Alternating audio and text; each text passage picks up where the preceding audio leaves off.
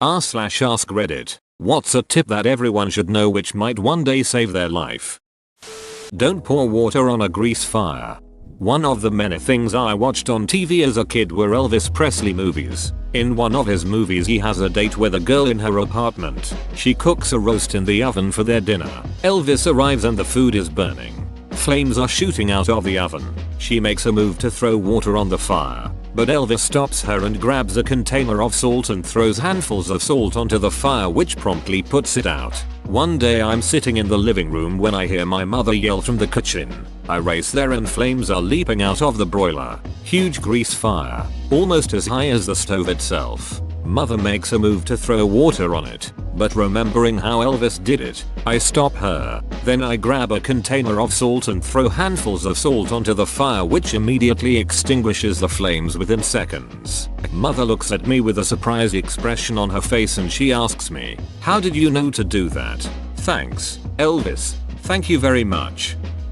Calm people live. Tense people die. The most important thing you can ever do in a potentially life-threatening situation is breathe, when possible, and focus on doing things calmly. You can always freak out later. Panic after you survive. My parents got into a car accident before I was born. Drunk driver hit their taxi, and luckily they were so drunk that they were incredibly calm about it, and were then told that's what may have saved their lives. This is why drunk drivers tend to survive more than their victims. Drunks tend to ragdoll. At all costs, don't let an attacker drag you into a vehicle. You never want to go to a second location. Yup, you can be damn sure if I'm going to die, I'm dying right where I am.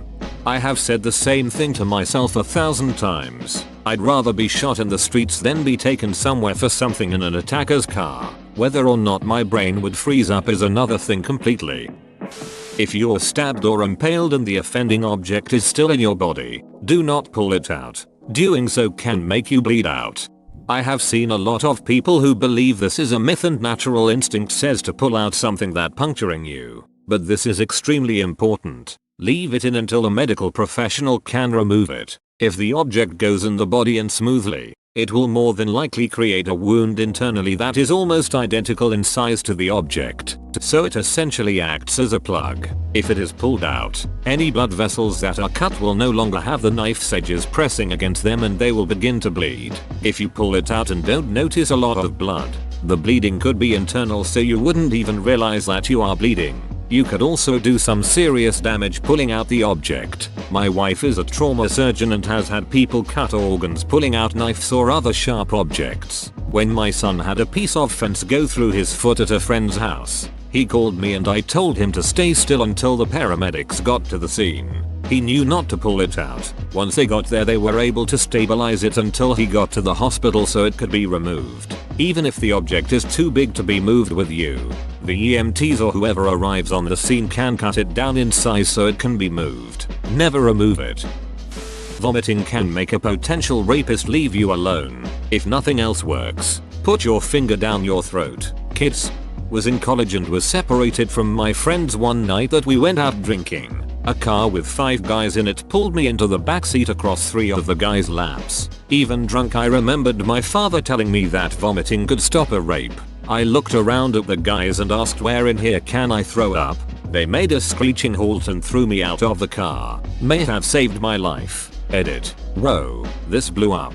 Thanks to everyone who sent the kind thoughts and way to go at my quick thinking. Really though, this happened in the late 80s, when gang rapes happened on scary late night movies and after school specials. It unfortunately wasn't the traumatizing event that it should have been to me at the time, or it may have scared me off of drinking, thus saving me from making more stupid drinking mistakes. I was a gullible, naive young girl that grew up hanging around with my brothers and their friends and didn't feel an instant terror that a young girl would feel in this situation these days. I was very noticeably drunk, walking alone, when I was pulled in the back seat, even though I saw it was filled with boys. Perhaps because of my level of drunkenness, it didn't seem that menacing. No one was grabbing me inappropriately, trying to hold me down. As far as I remember, the only one touching me was the guy holding me on his lap, with his hand around my waist. The guys were laughing like guys who were out drinking and having fun. They didn't say anything scary to me. In fact, the only thing I remember being said was that some guy in the back told the driver, "Hey, turn here." The driver turned hard, turning my stomach a little bit, and that's when I remembered my dad's advice. So I don't really deserve that much credit on remembering, and the only reason I used that advice is because I didn't quite know what was going on because none of the guys seemed angry or particularly menacing. So I was more confused than scared. I was in the car for less than a full minute before I was pushed out on a corner. Only when I woke up the next day and related what happened to my much smarter, worldly and careful roommate did I realize how dangerous it could have been. My thinking up until then had been that a group of boys were out partying and saw a drunk girl and thought it'd be funny to grab her and take her with them to a party or something. God, was I stupid. I think young girls are much more informed these days. I was just lucky and very stupid. Thanks for the love anyway. This also works for the above post if someone is trying to kidnap you or get you into their car. If you ever feel intense pressure in your chest that radiates up into your jaw, you are probably having a heart attack. Source: had heart attack last month. I get this feeling every time I eat 188 sushis at the all-you-can-eat sushi buffet. If you've been stabbed, leave the sharp object in the wound until it can be treated by a professional. Sometimes the knife, stick, whatever is the only thing sealing the wound so you don't bleed out. On a similar note, if you for some reason get stabbed in the eye with a stick, cover both eyes. Moving your injured eye can cause more damage, and it's impossible to move your eyes independently, and if they aren't covered you'll instinctively look around with the uninjured one. Source: Boy Scout first aid training. I've never thought about the fact that you can't move your eyes independently. Now it's driving me insane that I can't. Do not jump in the water to save a drowning person unless absolutely necessary, that is, a child, etc. Drowning people tend to clasp on their rescuers and drag them under with them. Find something to throw or some sort of lifeline.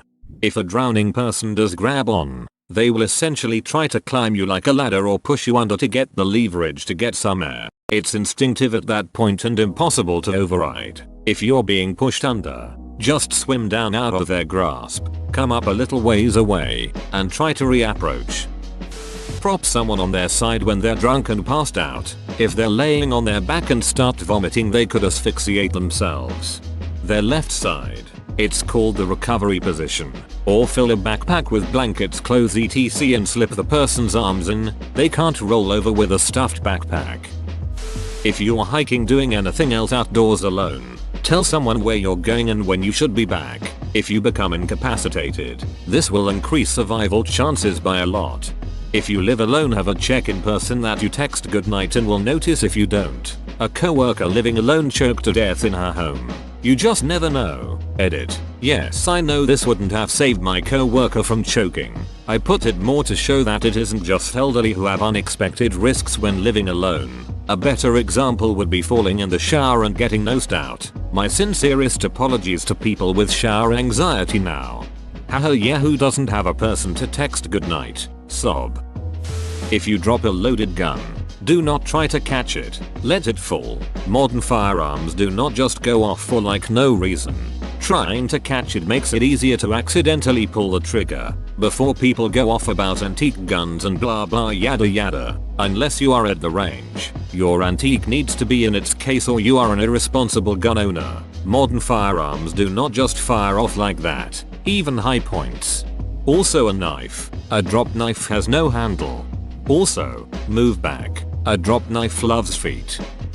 If you have been on the fence for a while about being too cold to continue, in a backcountry situation, you are already too cold. Immediately make emergency efforts to get warm. Being hypothermic severely clouds your judgment. You convinced me. I'm turning the thermostat up to 74. Chew carefully and well if you're eating steak alone.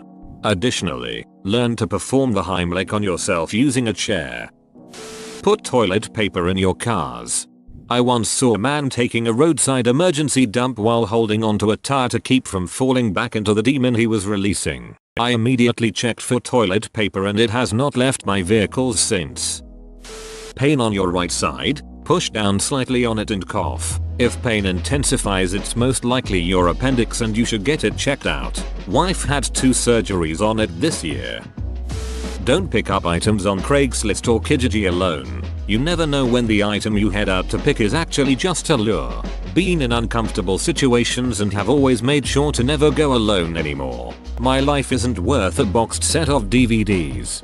If you don't have someone to bring, you can always meet at a public place like the library instead of going to their house.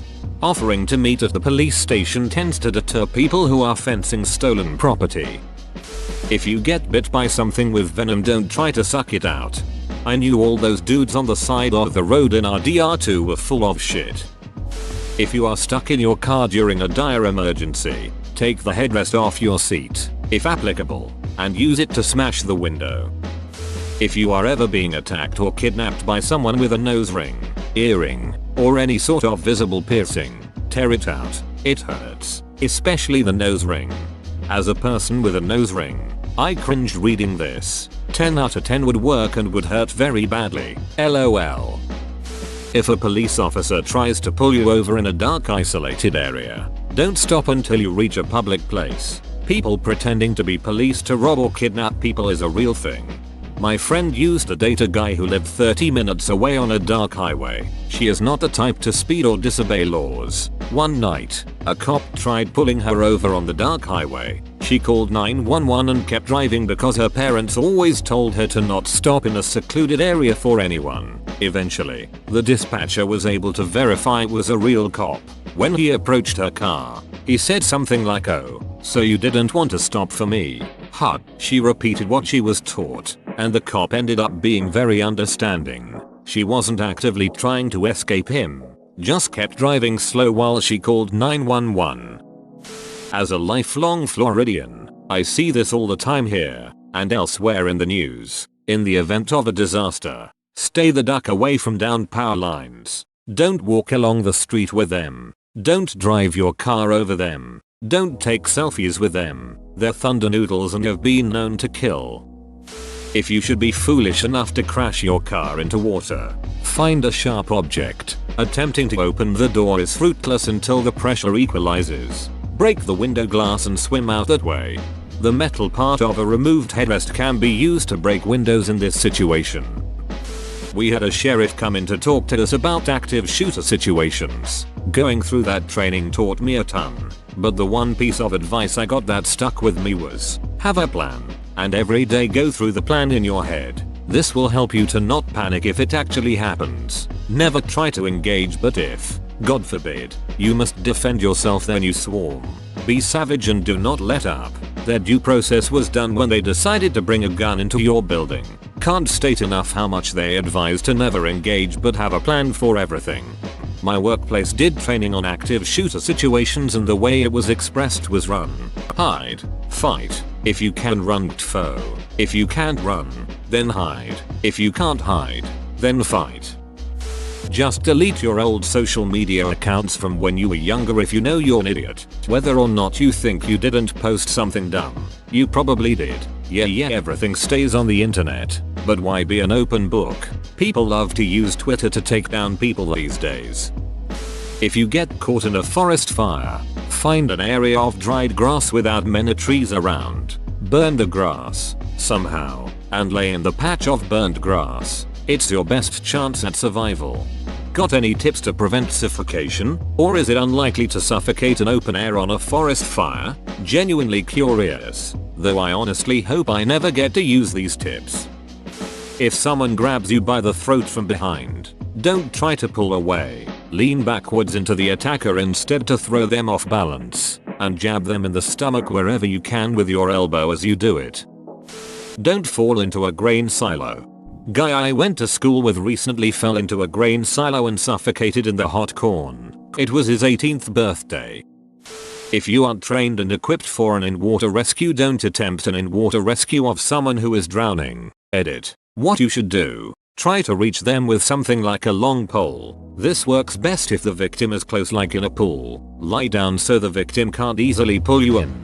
Try to throw the victim something that floats. Life ring.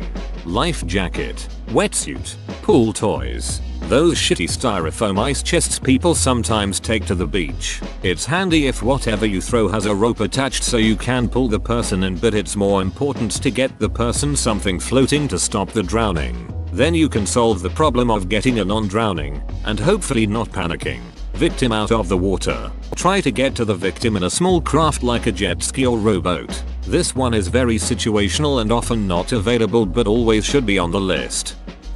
Never use brake cleaner before welding. If you get stabbed, do not pull it out, since it's Christmas, water your tree, or don't get a real one. On an airplane, if the oxygen masks drop, put yours on first, then put it on the kids. It's fine for them to get lightheaded, but if you do, then you both die. When pumping fuel, if there is a fire, do not pull the nozzle out. Just stop the flow if possible and back away, and hit the fire suppression system. If you hydroplane, do not make any sudden inputs, just keep her straight and slowly lift off the throttle. Do not downshift to slow down on icy roads. If a dog is going to attack you, do not run. Make yourself look as big as you can and yell and snarl like a maniac. Failing that, kick that dog. You are smart. You have 2 arms, 2 legs and a mouth. A dog only has a mouth. You can defend yourself. Believe in yourself. Above all, my biggest pieces of advice is do not panic. Keep your wits about you. You are so much stronger than you think. Just don't panic. Easier said than done, I know, but it's true. Shortness of breath can indicate heart problems. My father told our family doctor about it and they sent him for tests. They found problems and did open heart surgery. It saved his life, and I want more people to know about this seemingly unrelated symptom. If you feel you're going to collapse, clench your buttocks together. You also can't cry while squeezing your butt cheeks together. Useful when you need to keep your shit together, and a fun fact to lighten the situation when someone else is about to lose it. Never pee on a jellyfish sting. Douse it with vinegar instead. Whoa, you made it to the end? You're a ducking beast. I'll cut you a deal. Smash like and subscribe for more curated content, bruh. It's free and that's a great price.